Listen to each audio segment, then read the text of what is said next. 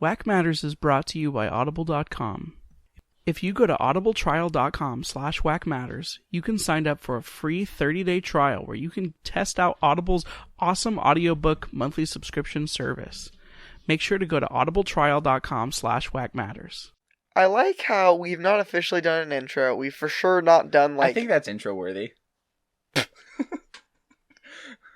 That passes our bar of minimum effort. There's a bar. I thought we've been going as low effort as possible.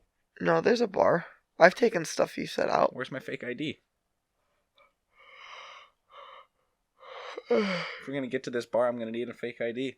I was gonna make a different joke about lawyers. And I got really confused because I was on the track of lawyers and passing the bar to be a lawyer, and then you said you need a fake ID, and I was so lost. That's not a joke. Okay, I was I almost looked at you and said, "Can you explain your joke?" Was how out of it. Your joke wasn't hard. I was just on such a different track. Welcome to Toon In.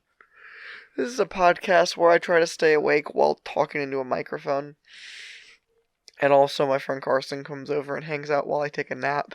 Bro, I was taking a nap waiting for you to get over here. Yeah, you should have. Man, yeah, I also... Stood me up in his own home. Yeah, let's say this. I switched adult jobs. And then I worked much later. Didn't tell me. And I forgot to tell Karsten that was a possibility. So I showed up at his house and was there by myself in his house for 2 hours. 2.5 hours, yeah. And then I got home and took a nap while we watched TV together. Needless to say, I'm what you would call one of those disasters of a human being. Now, and you obviously haven't seen my life. Dab. You freaking got me. Dang it. I got. Dang it. Crap. Mm-hmm. Frick. Darns. This is actually Toon In, the podcast where me, Mark, and my co-host... Karsten. You freaking say your real name. I'm proud of you. I was hoping you were going to correct me. No, freaking... name's Karsten. Idiot. We talk about TV shows that one might look at and say, oh, that's a child's TV show. Oh boy. But then when you really get down into it, you can realize, hey, everyone can enjoy this. This has got some good writing, good character development, world development, stuff like that. It's just a good show. Generally, all around good shows. Yeah, we watch these shows and we talk about them and we try to encourage you, either you adult listeners, all 8 of you, to yeah, dude, but we encourage you adult listeners to either get around the TV and watch with your kids or your you children out there to convince your parents to watch TV with you. Yee. We recently finished Justice League Unlimited. So good. I freaking love that show. It is really good. But before we actually get tied up in me just talking about how much I love my favorite show, we're going to talk about Avatar: The Last Airbender. Also a good show. The format of this show, Toon In, is we will talk about the first 2 episodes we'll talk about 2 episodes at a time until we finish the season. Yeah, so we'll be doing the first 2 episodes of Season 1 or Book 1 of Avatar: The Last Airbender. Water. Episode 1 is called... Doesn't really matter. Because I forgot. Because Karsten didn't take notes. Because I've seen this stuff. Because Karsten... Yeah, freaking... This was the first show that we've reviewed that I have actually seen before. But not all of. I've seen the first 8 episodes. No, first 6. At least episodes. The first 6. First 6. Nope, that was it. Because that... So we literally just watched the stuff that was seen. The last one I remembered. Yeah. We freaking should not have watched TV tonight. We should have recorded 3 episodes and been like, yeah, Marcus, you're just a sleepy boy. I just needed a refresher, dude. I'll give you a rundown, dude. I'll run down this crap. So freaking, here's what happens. Okay. Aang is a spastic 12-year-old who just wants to have fun. This is a show about Buddhism. Yeah, I think. Pretty much. But not pacifist Buddhists. It's weird. Think about it. No. Yeah, okay, seriously. So hold on, but no, let's actually break it down. So the Dalai Lama wakes up and he's just like, I'm gonna go kick someone's butt. I'm gonna go kick a torch's butt.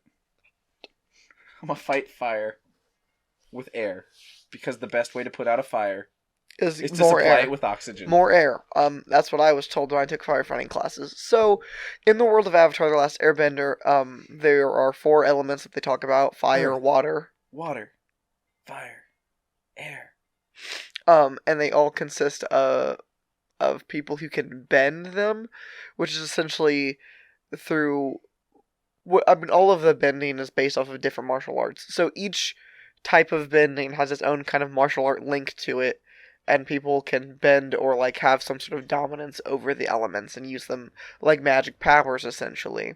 But it's explicitly labeled as not magic in the show. Yeah, I mean, because like it's done through it's a whole thing, but we're not gonna get super into it because the show hasn't gotten too into it yet. And they're just like, just accept it. yeah, and we can get more into it as the show does, but we also gotta pitch you on the premise of the show before we get into the physics of the magic system, the nitty gritty of the not magic that they use.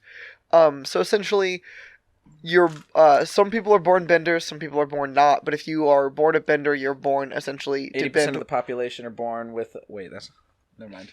To bend one kind of thing. So there's water benders, and fire benders, and earth benders, and an air bender. Well, air benders, but like the whole idea is spoilers. The whole idea is that but we're not there yet. We're telling the premise. The whole idea is that the TV show is legit named The Last Airbender. Yeah, but maybe they die throughout the whole show. In the movie The Last Samurai, they all don't die at the beginning. Thanks. Yes, what you did to all our viewers. I'm glad that you know what it feels like. I mean, I've seen that, so I don't really care. So, essentially the Avatar is somebody who can... It's a reincarnated person who has mastery over all 4 elements and is supposed to keep peace throughout the land. This basically just takes everything you know about Buddhism and flips it on its head. A little bit, but also keeps some of the elements to it. It's interesting, but this is going to be a fun one to explain to the kiddos. Yeah, but also they don't get too much into it yet. It's actually not very religious. But they get more into it later. Oh. I don't even know if it's this season. This show goes some places, I'll tell you that much. So essentially what happens is the Fire Nation decides that they're going to launch an attack and take over all of the nations. And change everything. But they realize that the Avatar won't want that. So, because the Avatar is born in cycles, or reincarnated in cycles of fire to air, to water, to earth, to fire, to air, and it's just a cycle. The next in line is an airbender, so they launch an attack on all of the airbending temples to try to kill all of the airbenders. Aang got scared. This might be spoilers, I think, actually. Aang essentially gets scared and runs away. He panics because he gets into a storm and goes into a thing called the Avatar state. He pulls a Captain America and gets frozen into an iceberg. For 100 years, and then gets woken up by these people. These 2 little Inuit children. Dang it! You kind of learn, like, there's a lot of things you gotta infer from the show from the get-go, which is neat. But, give us a rundown of episode 1, how it starts. That's kind of the premise of what's going on. So it starts with Also, keep talking. I'm gonna be right back. So basically, the episode starts out with these 2 little Eskimo children walking. They're riding their little canoe down through an icy, like, lake or ocean, and they're trying to find food to fish. And so it's a boy and a girl. They're brother and sister is what we find out. And the boy, his name is Sokka. He's trying to just do a more traditional way of fishing. He's like has his spear and he's like looking over the side of the boat trying to spearfish. While his sister Katara, we find out that she is a waterbender. So she's like bending the water around and she manages to catch a fish that way. And we get this little comedic segment where she loses control and then drops a whole bunch of water on Sokka and he gets all upset because now he's wet and cold. Can we also... Whoops. Can we talk about the comedy in this show and how well it lands most of the time? It's actually pretty good. Like, yeah, here's like... I'm trying to think of a good way to describe it. It is not highbrow comedy. It's not forced down your throat. Yeah, it's not forced down your throat, but it's not highbrow comedy either. Like, sometimes the comedy is as simple as, like, Sokka gets water thrown on him, and he's bummed out about it. But, like, Most of it involves Sokka. The charm of the show is, first of all, you know how, like, have you had to do any manager stuff or like, any, like, leadership stuff for Chick-fil-A? Have they talked about buy-in at all? What? Buy-in? The idea that, like... So, like, this is the thing I actually just talked about. With Danny about work when I worked at... So back to what I was actually saying. The idea that, like, if you're a leader in something, before you can expect people to listen to you or do things for you or with you, you need them to buy into you as a person. Oh, yeah. I just never heard of it referred to as that. Yeah, so, like, this show's a lot like that. Like, if you watch this show very cynically, you can... This is a show You'll warm up to it. Yeah, so, like, from the get-go, like, this show does get as, like, deep and complex as, like, Justice League. Or something per se. But it doesn't start that way. And stuff. So, like, if you come at this show cynically, you won't enjoy it. Especially not to, like... you will get there, because, like, it does get dark and complex and, like, really neat. And I'm not trying to dunk or hate on these early episodes at all. Because they're really good. But there is buy-in to this show. So, like, more so than ever, I want you to come at a show with an open mind when we're talking about these things. But, like, the charm of this show, if you buy into it, it's such a fun ride. It's very whimsical. It's very... like the classic start of most hero journeys, where, like, it's kind of, like, very innocent and stuff, and, like, that changes and stuff, and it changes relatively quick. I believe it's they lose their innocence as they are put through tasks that force them to grow up. I think it's like episode 9. Like, it's right after the episode. Like, we'll get there next time we watch. It's called Jet. I'm not gonna spoil it, but, like, some dark stuff happens, and you, like, learn the values of cynicism, like, through this show and stuff like that, and you're like, hold on. But, my main point is if you buy into the charm and the wit of this show and the idea of this show, it is such a fun ride, and the jokes land, and the jokes make you smile, and it's so happy. Like there are sad moments in the show, like, where I've cried at the show before, and we'll get to that. I don't think I cried in the first season, but, like, we'll get to that and stuff. But, the main thing I wanted to say is, like, if you buy into the show, it's funny and charming and well worth it. Yeah. And I would also encourage you, like, it is kind of silly to start, so, like, buy in right away, please. But yeah. Sokka's funny. And, like, there's legit humor sometimes, but, like, there's a lot of slapstick in this show, which I think it's funny to critique talk about the timing of slapstick comedy in an animated show. Yeah. But it's there. Like, the animator of the show animated it well, like, for the timing. So, like, the slapstick works very well in this show because it's timed incredibly well. I just wanted to talk about comedy. Sometimes I do a lot of research on jokes and stuff because I do this. I want to be able to podcast and be funny and entertaining for a living. So I spend a lot of time researching the idea of jokes and how jokes work and stuff like that. And sometimes I need an outlet to talk about it because nobody cares. You got that right. I hate you. I'm just kidding, man. But for real, though, we're going to cut that entire thing? No, we'll leave some of it in. It depends on how long the episode ends up being. Because if we cut that, the episode's going to be like 10 minutes long. Oh, no, dude, we're going to talk for forever. We gotta... we're not even mostly done with the first one. Dang it. Go ahead. The first one. Go ahead. Yeah, keep going. I'll stop interrupting. So they're messing around, trying to get some fish, and then Sokka gets all mad at Katara. Can I say something real quick, and then I'll promise I'm done interrupting this time, and this is gonna get cut.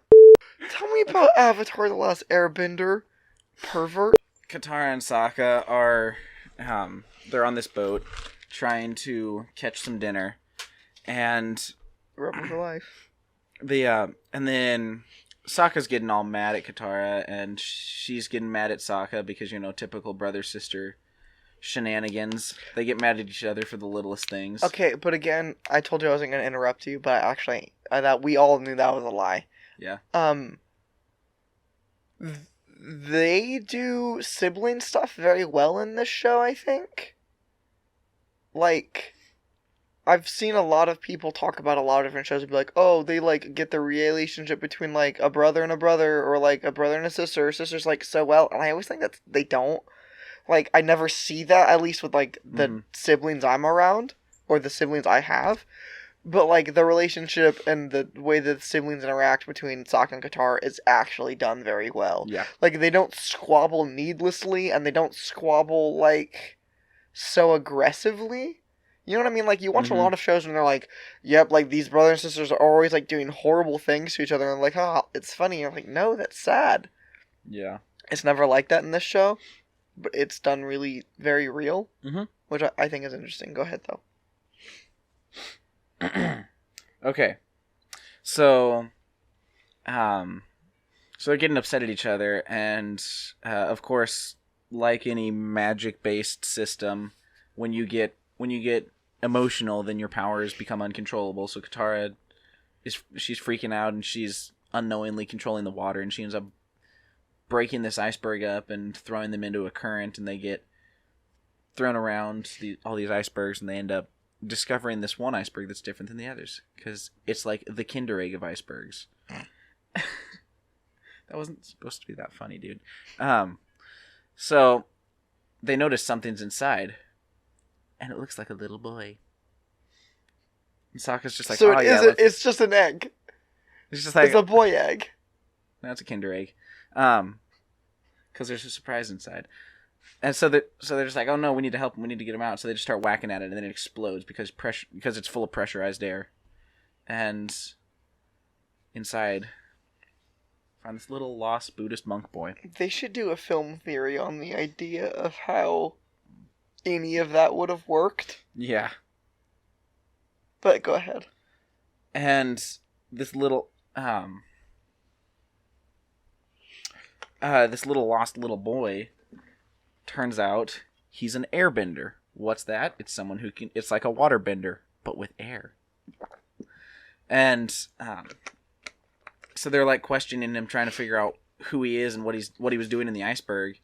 And Katara's very compassionate towards this little boy, just like, oh, he's probably hurt and lost, and we need to help him. And Sokka's just like, he might be a Fire Nation's spy. That's a good Sokka impression.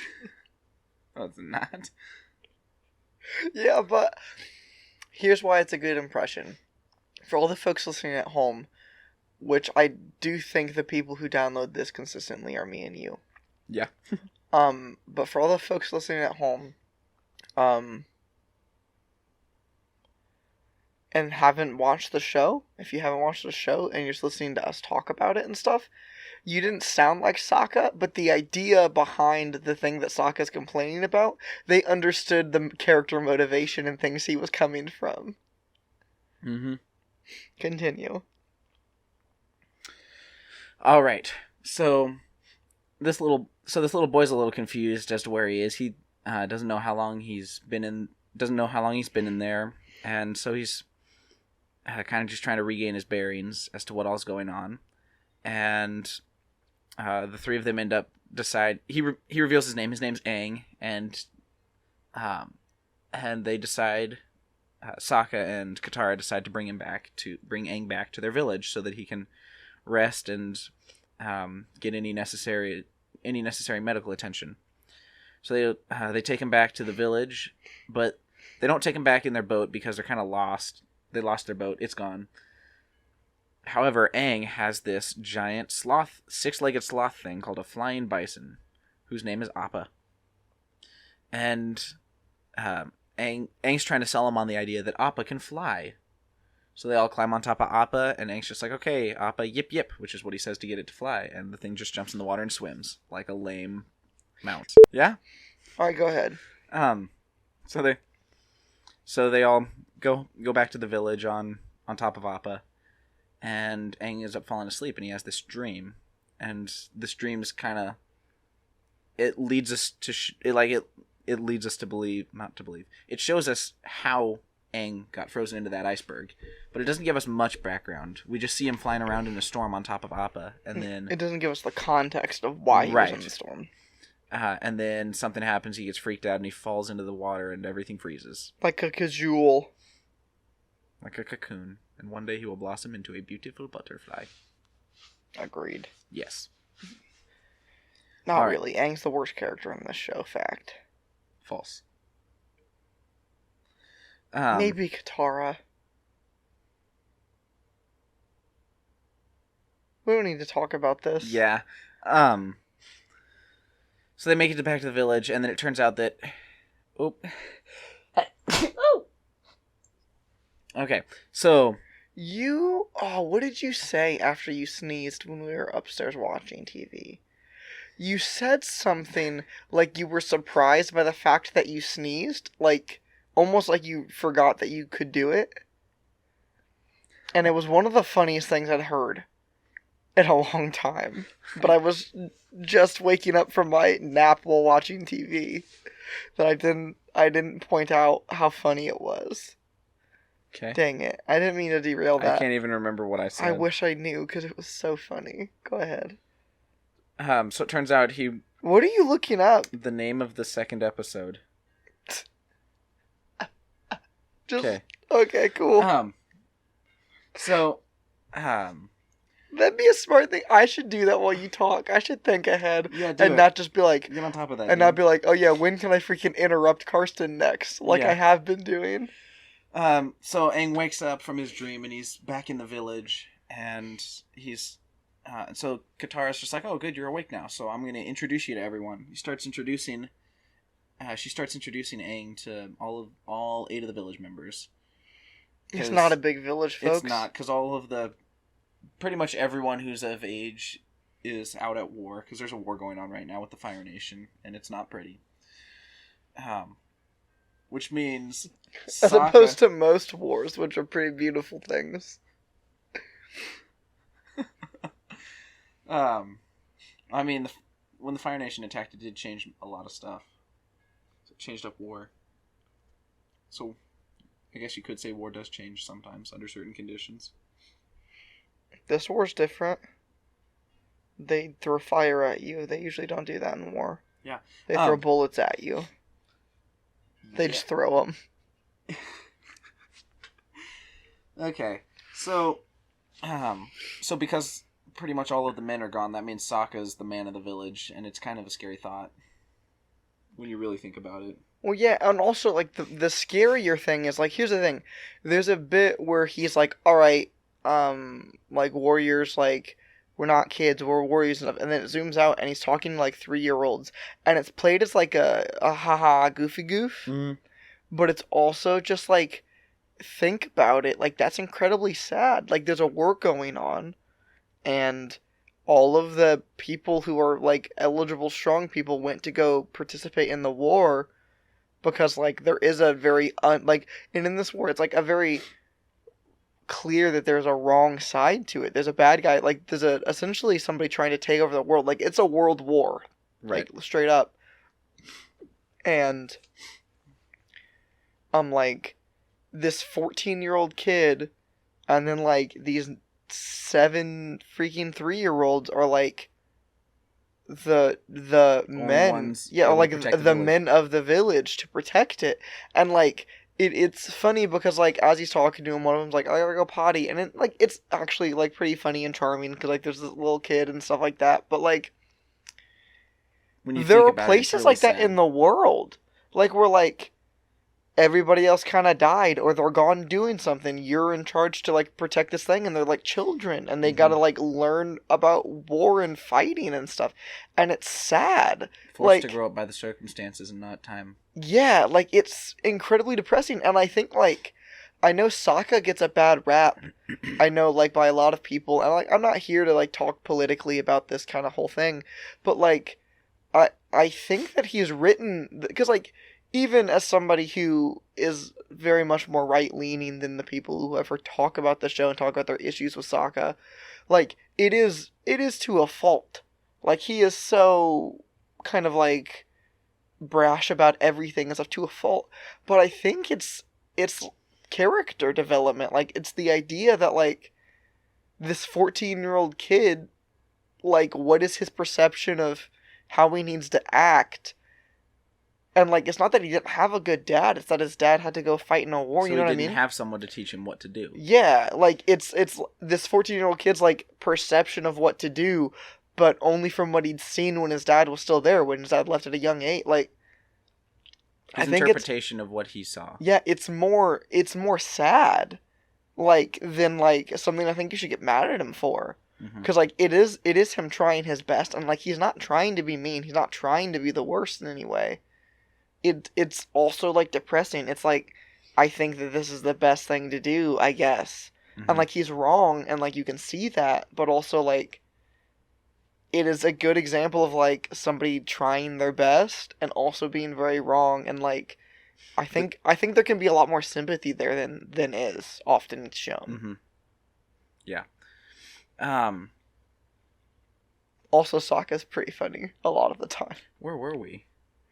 Oh yeah, so he was just telling the warrior kids. Yeah, so then from how to pee or something. Yeah. I don't remember how that went. So that little powwow kind of gets disbanded quickly, and then Aang takes over. And quick question for you. Yeah. I had this thought the other day. If I asked you, Karsten, how do you pee? Could you describe what you do to make yourself pee? I just let it happen. Like, but like, think about it. Like, no, like, what do you physically do? I can't. Like, I don't know. Like, I walk up there and pee. Like, I can pee. I know how. I'm an adult. But like, but like, no, like, I don't put. Like, you know what I mean? Well, it depends on how bad you need to go. And but like once it starts peeing, I can be like, well, like, what are you flexing or release? Like, you know what I mean? The abdominal muscles around the bladder. Yeah, but like, you don't. It's a very weird specific thing that, like, when I tell you to flex your abs, like, I can, like, describe that to you on how to do it. The lower abs. Well, yeah, it's like the same muscle group. But like, no, what I'm saying is, like, I can describe how to do that to you, like ways to flex your abs and stuff. I can't describe the way to move your abs to make yourself pee. Flex them. But like, it's different flexing. Push it's not in. the same thing. I can't do it. You pee with your hands, right? Just through my fingertips. No, dang it. I was saying, like, you have to push into your lower. No, I was like demonstrating like. That's how I pee. You're just like. Yeah. But if your hands are busy doing this, how do you, like, line everything up? Don't. Sometimes they just spin around in there. Maybe if I start spinning, the kinetic energy will... I think this is going to be the first Toon In episode where I edit a whole bunch, but I am going to do an outtakes, I think, also. That gets posted on, like, the older group. No, because I'm going to take a lot of the offensive stuff we said out. But, like, we've been on... mostly me. I'm not going to say just us. Mostly me. But there's an argument can be made that a tangent or two happened on this episode. And I'll probably take all those out and put them in their own thing. Yeah. But go ahead. So, all the kids run away from Sokka, and Aang starts doing, like, little airbender tricks and stuff like that. And all the kids get really excited and they're just like, oh, so cool. He's so cool. And Sokka gets jealous and is like, we need to get rid of this kid because he's nothing but trouble and he's just going to bring the Fire Nation here. Well, that's pretty much where the episode ends, right? The line's kind of been blurred for me between when this one ends and the next one starts. No, they go to the boat first and then it ends. It ends right after the boat. Oh, yeah. So, Aang and Katara find a penguin, and when Aang first met Katara, the first thing he said to her was, do you want to go penguin sledding with me? Which penguin sledding is they have these giant penguins and you like ride on the backs of these penguins and slide down hills and stuff like that. Like the penguin is a toboggan kind of thing. So they find a penguin and they're just like, oh, we got to go penguin sledding now. So they go penguin sledding and it's this long fun sequence where they go through tunnels and loop-de-loops and all this stuff. and when they finish the little ride, it drops them right out in front of the wreckage of a Fire Nation ship. And from the first attack. From the first attack, nearly 100 years ago. And Aang's just like, oh, what's this? And Katara's just like, oh, that's a Fire Nation ship. And Aang's just like, oh, we gotta go inside and explore. Because that's what kids do. Whenever there's something dangerous, they're just like, let's go poke it with a stick. So they go inside and they're just kind of digging around inside, messing around, walking through it. And Katara's trying to explain what happened, because Aang's been frozen. He had been frozen in that iceberg for over 100 years, so he had no idea that the Fire Nation attacked or anything like that. He thinks the Fire Nation's still friendly. He's like, oh, why is all this weaponry in here? The Fire Nation wasn't at war with anyone. The Fire Nation would never be at war.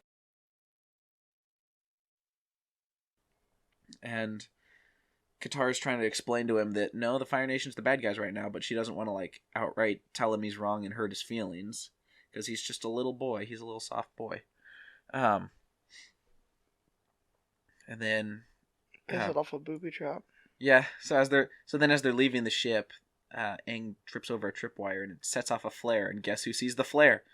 Prince Zuko of the Fire Nation. And then it kind of wraps there. And actually, because we're doing a new thing with this show, we are going to have a real quick break, and you'll hear a message from our sponsor. We're back. Da, da, da, da, da. We're back for the second episode we're going to talk about, called... You looked it up, my boy. No, I looked up the synopsis. No, I'm just kidding. The title was The Return of the Avatar. I don't need notes. I've seen this already. No, I was just looking up. I don't remember the title. I do need some synopsis. I don't remember anything that happened. High. No. What I needed a reminder of was where episode 1 ended and where episode 2 started. It's a two-part. Like, it's a two-part. A lot of this show, I mean, like, the whole show's told chronologically, and like the whole show kind of builds off itself. But like, not all of them are two-parters. Mm-hmm. Also, this is the first episode where you get the official like theme song to the show, and there's a thing I wanted to point out real quick. Yes. This show is so smart with the theme song being like a narrative of like, this is the 4 elements. This is what bending is. This is who the Avatar and what the Avatar does. This is what happened with the Fire Nation. This is me and my brother. This is the Avatar. We're trying to save the world. We're trying to save the world. And like, the theme song is a quick onboard for anybody watching the show. And I think it works incredibly well for at least the first season. I don't remember if season 2 or 3, but like, you can almost pick up like season 2 or 3 anywhere. You mean 1? Yeah, dang it. Season 1 anywhere. And know what's going on. And know generally what's going on just by that, and then watching the episode. Mm-hmm. So this episode kind of starts with Prince Zuko of the Fire Nation. He's like the big baddie of the season. And he sees the signal flare and he's like, oh no. You know what this means? Avatar. The Avatar is there. Which we were introduced to Zuko in the last episode, but... We didn't talk about him. Screw him. Yeah, and it wasn't as big of a point in the last episode. It was more just like an introduction. Oh, hey, this guy's out here looking for the Avatar. Yeah. Because he's going to find him and wreck his world. The only through line is like, there's a big thing between him and his uncle, Iroh is his name. Yep. About like the technique to firebending comes from breath and like control of that and stuff like that, and like they do a lot with that as like, it's like a bonding thing from them that they reference together a lot, as like Zuko's controlling of his breath to master firebending and stuff like that. So like, it's important to mention, but it's not like super important in this episode or either of these episodes. So right. So these Fire Nation guys start heading over towards this little village, but then we cut over to Aang and Katara, who make it back to the village, and everyone in the village saw the flare too. So Sokka's just like, you know what? Nope. Aang's got to go. He's just going to cause trouble for us being here, so he has to leave. and they end up banishing him, and he's like, okay, fine, I'll find the North Pole myself, because the North Pole is where the other tribe of waterbenders are. And he has to learn waterbending. Yep, and the only waterbender in the South Pole is Katara, and she doesn't know anything about waterbending, so she can't really teach Aang waterbending. So yeah, so basically the whole plot of the first season is he's on his way up to the North Pole to learn waterbending. Spoilers, he does it. Oof. Did you see it coming? No. I thought he was going to die 3 episodes in. Weird, we watched 6 of them. How blown away were you when you saw... when we got to episode 4 and you're like, oh, crap, he's still alive? I mean, what good show doesn't kill off the main character 3 episodes in? Most, in all of the ones we've talked about thus far. Are you sure they're not just astral projections? Now I gotta freaking watch this under the guise of, could he be projected? Okay, whatever, keep going. Okay, dang it. So Sokka knows, okay, now that flare's been set off, the Fire Nation is going to show up, so we need to prepare for war. So, since all of these little kids ran off, he's got to do everything by himself, so we have this little sequence of him, like, doing all the war paint and getting the armor on and getting weaponry and stuff like that, and you can tell he's kind of really nervous about this, because he's 14 and he's the only man in the village, and he's the only one trained in combat, with any kind of combat training. And also, you get a mirrored version of it coming from Zuko getting armored up and stuff too. Mm-hmm. And then it cuts over to him just standing on the wall. Sokka, he's standing on the wall around the village, just waiting, watching the ship. With a club and a freaking boomerang. Yeah, and he's just sitting on the wall watching this giant ship slowly approach through the fog. Then we cut over to Aang, who's kind of off in the distance, and he's gotten some distance at this point. He's going the distance. He's going for speed. He's all alone in their time of need. Yeah. 'Cause he's racing and hugging the turn. Okay, I'm done. And he sees the Fire Nation to save ship. Someone for whom he still yearns. Don't do it. I'm done for real this time. He sees the Fire Nation ship approaching the village, and he's like, "Oh no, what have I done? I need to help him." And then the Fire Nation ship kind of just plows through the iceberg and into the village, wrecks everything, and how we get a little fight scene between Sokka and Zuko, and you don't expect Sokka to, like, be able to hold his own at all, but he actually does a pretty good job. All things considered. I mean, yeah, he does get thrown around, but he does land a few hits, and it's actually pretty... Yeah, like, all things considered, like, decent. Zuko's been trained in combat his literal whole life, and been, like, groomed for war from sort of this lap of luxury and stuff, and he's, like, a bender who's really skilled, and Zuko's a 14-year-old kid... Sokka. Dang it. Sokka's a 14-year-old kid who, like, hasn't had, like, the most combat training he's had is, like, his dad probably sat him down and taught him how to throw a punch and, like, the rough idea on how to throw a boomerang and, like, you know what I mean? Mm-hmm. And that's kind of it. And, like, all things considered, he doesn't give up and he also keeps trying. Mm-hmm. And, like, clearly never is winning the fight. Never gonna win. And he's never going to win? He's never gonna win, but... Just the fact that he manages to land a hit or two is pretty impressive. Yeah, more impressive than, like, you would give him credit for. Yeah. Which is good. And then when it looks like all hope is lost, Aang shows up and he throws some people around and kicks some butt and then turns himself in because he realizes that he's putting the village in danger. So he says, "You know what? If I surrender myself and go with you guys, will you leave the village alone?" And you go ahead and take over from here. I'm getting a phone call. Go. So Aang leaves with Zuko and the gang, and then they get there, and almost immediately Aang starts sort of doing this thing that is really fun to see, I think, where he starts using his airbending powers, and between this and, like, there's this idea that I think is intentional, where he makes a lot of people look very foolish. Like, he's 12 years old in this show. The canon of the show, he's 12. and he's fighting trained soldiers and stuff like that, and he runs around and makes them look very foolish and stuff like that, but, like, they've also never been trained in the idea or the skill set of fighting airbenders, because there hasn't been one in 100 years. So why would they? So Aang, using, like, very acrobatic moves, is able to sort of fight, like, these people and get around and, like, manipulate the area around these people to get away and stuff very well. It works very cleanly and very good, and it's very fun to watch. Another thing... Hey, what's up, bud?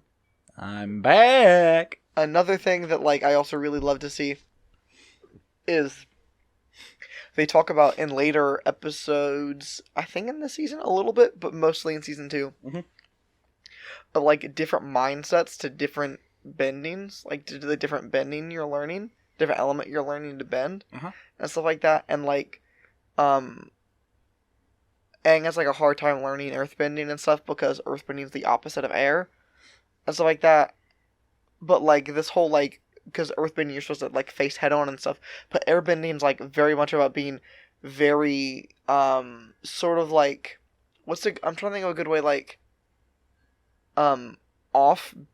off-balanced agile, where, like, if you watch him move, it feels like he's very almost not the most coordinated, but by the stunts that he's doing and pulling off, he very clearly is. But, like, by staying so loose, he's able to dodge very quickly and stuff, and he doesn't, like, there's very rarely offensive moves that he uses. He's very defensive. He usually blocks or runs. He's not a very offensive character. Yeah, he's not very offensive or offensive. And, like, occasionally he does and stuff like that. Like, for instance, as he's running away, he's trying to find his staff, so he can fly and stuff. And he eventually finds it and then gets stuck in a room fighting Zuko. And he's blocking, and does, like, one offensive thing that doesn't do much. And then he grabs his staff and eventually just throws the bed at Zuko and smashes him into the wall. And then throws the bed up and smashes him into the ceiling and runs away. But, like, that's the first offensive move we've seen him use in 2 episodes. And we've seen him use a lot of airbending. Like, he's very much defensive. I think that's cool. Like, it's just, like, a neat thing, and, like, when you see, like, past airbenders and stuff, that's how they work, too. Excuse me.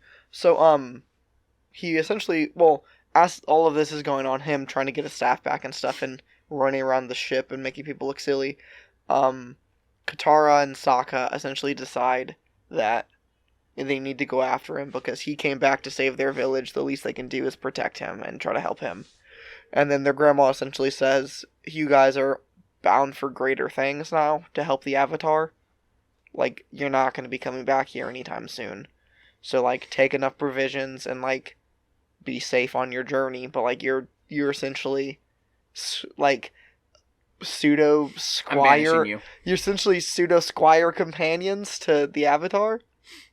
I don't know why I went with Squire. Anyway, so they get on Appa and head out after. And they're trying to get him to fly, but they can't figure out how to get him to fly. And then they remember the words. And he takes off flying, and they're just like, whoa, he actually can fly. Yep. Woo! So then, around that time, Aang throws his glider and jumps onto it, and then Zuko grabs it, and it's too heavy. So he falls, and then they get into a bit of a scuffle, and Aang control and loses his ability to defend, and loses his staff.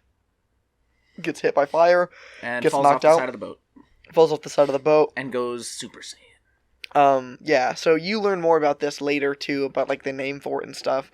But essentially, sometimes, in certain situations, Aang gets very emotional, and his tattoos, because he has, like, these arrow tattoos tattooed on him. Obviously, this is how tattoos work. They're tattooed on you. But, if they're permanent, might as well get him to do something. They glow, and his eyes glow, and then, like, he gets really good with all of the elements and stuff, and you learn more about it later, so I'm not going to spoil it, because it's neat. But, he does that, and defeats everybody, and then kind of him, Zuko, or him, Katara, and Sokka get on Appa and make a quick getaway as Iroh and Zuko throw one last fireball at him, and then Aang redirects it into the side of the glacier and stops the boat. Freezes everything. And stops the boat from being able to follow them, and they start off on their journey, and that's the end of episode 2. Yeah, we covered that a lot faster than we did episode 1. Yeah, it's crazy what'll happen if you... Oh, this one's more action-based, too. True. There wasn't a lot of dialogue, so there wasn't as much, introductory elements, so we weren't, trying to mix things up and make it interesting. Yeah, it's really... And, also, again, as often we can say it, this show looks good. It's very flowy. We'll talk about it... Actually, I'm not going to talk about it this episode. It's better highlighted in other episodes, so we can talk about it then. Yeah. Wasn't there something you wanted to talk about as far as Blu-ray versus regular DVD? Oh yeah, so or maybe it's just your TV. I got the Blu-rays. No, I've got the Blu-rays of the show, and so it's digitally enhanced. It almost looks too clean sometimes, and it's weird. when they turned it into a Blu-ray, they went in and messed up the visuals. Yeah, not like they messed. You like the more gritty, older look. Yeah. I think there's a little bit of grit that made it feel more like a hand-drawn thing, and stuff and it's not. It was kind of they used a lot of digital stuff with it, most animation nowadays. But it.